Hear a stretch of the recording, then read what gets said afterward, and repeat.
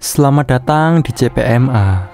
Video kali ini bercerita tentang tempat produksi anime yang terkenal gila dan sempat trending di beberapa media sosial. Ya, siapa lagi kalau bukan Studio Mappa.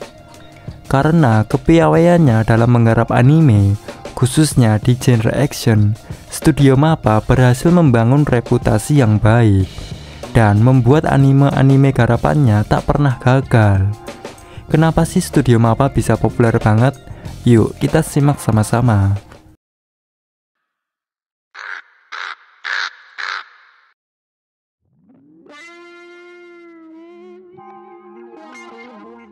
Sebelum mendirikan studionya sendiri, Masao Maruyama dulunya adalah salah satu karyawan yang bekerja untuk studio Mushi Production pada tahun 1965.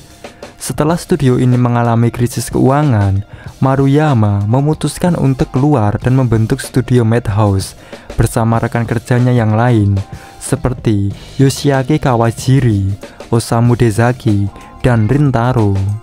Studio Madhouse pun makin sukses dan berhasil menghasilkan anime-anime yang menarik bagi banyak penonton. Meski dengan kesuksesan yang telah dihasilkan oleh studio Madhouse, Maruyama memilih hengkang dari studio tersebut di tahun 2011 dan membentuk studio baru lagi. Inilah awal mula bagi Studio Mappa yang dibentuk pada tanggal 14 Juni 2011. Menariknya lagi, ternyata nama Mappa juga adalah akronim dari Maruyama Animation Produce Project Association. Dengan menggarap anime Kids on the Slope sebagai anime pertamanya, Studio Mappa mulai konsisten menggarap anime-anime lainnya yang tak kalah populer tiap tahunnya. Sayangnya, Maruyama memilih mundur dari studio ini di tahun 2016 untuk membuat studio baru lagi bernama Studio M2. Posisi direktur pun hingga saat ini diisi oleh Manabu Otsuka dengan karyawan sebanyak 310 orang.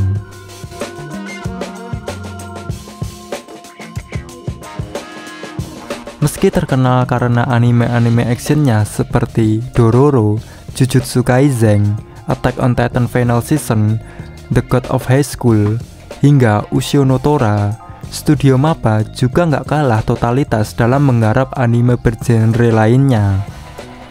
Bahkan, anime pertama yang digarap oleh studio ini yaitu Kids on the Slope memiliki genre slice of life.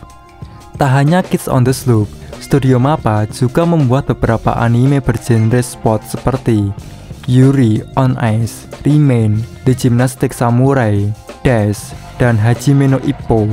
Selain itu, anime Studio Mappa lainnya yang meraih popularitas tinggi seperti Kakegurui, Banana Fish, hingga Zombieland Saga, reviewnya pun sayang untuk dilewatkan. Jadi, jika kalian tahu Studio Mappa hanya dari Jujutsu Kaisen atau Attack on Titan, anime lainnya dari studio ini harus kalian tonton juga.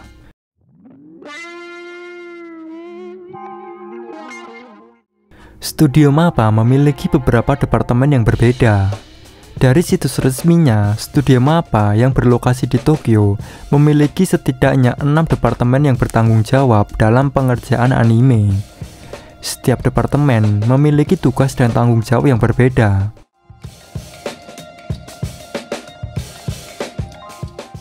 Tim ini mengurus bahan, jadwal, anggaran, dan kontrol kualitas. Departemen ini terdiri dari 3D CG, seni, mewarnai, sinematografi, editing, dan desain.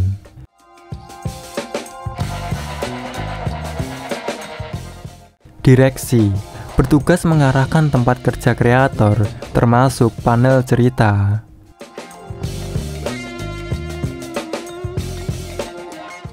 Tim ini menangani gambar, baik dengan gambar tangan konvensional maupun dengan alat digital.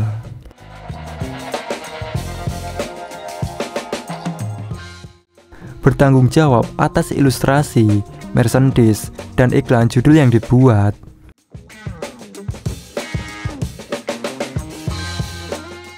Menangani tugas praproduksi sambil membangun skema bisnis dengan mitra domestik dan global.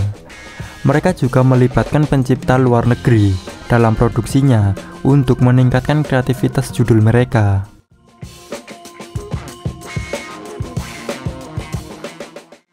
Meski anime-anime garapan studio MAPPA memang memiliki kualitas yang baik, hal ini berbanding terbalik dengan kondisi para karyawan yang bekerja untuk studio anime ini. Terhitung pada bulan Januari 2023, studio MAPPA telah mempekerjakan setidaknya 310 karyawan.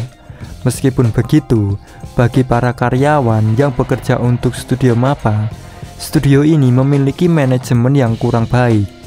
Karena studio ini kerap kali menggarap beberapa proyek secara bersamaan. Mereka harus melakukan pekerjaan meski harus melewati jam kerja yang ditentukan. Karyawan yang bekerja di bagian menggambar setidaknya harus melakukan revisi berkali-kali hingga terpaksa lembur.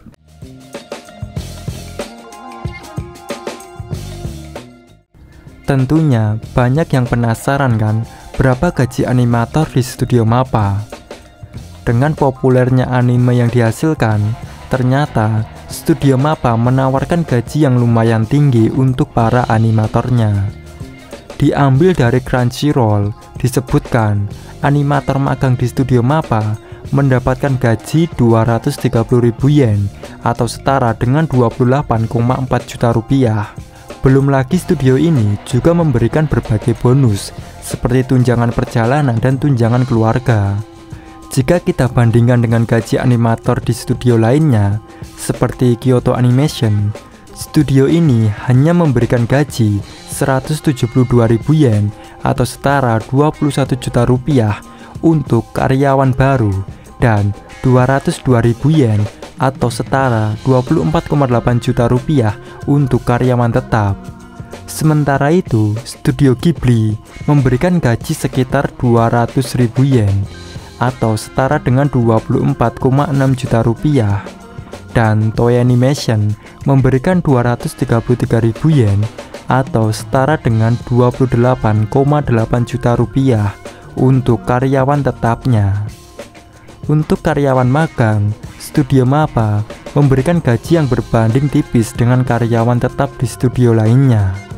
Itu dia kelima fakta menarik dari studio MAPPA. Siapa sangka, selain punya anime-anime yang seru untuk ditonton, studio MAPPA punya sejarah panjang dan terus bekerja keras untuk menghasilkan anime yang semakin baik. Thank you buat kalian yang udah nonton video ini sampai selesai.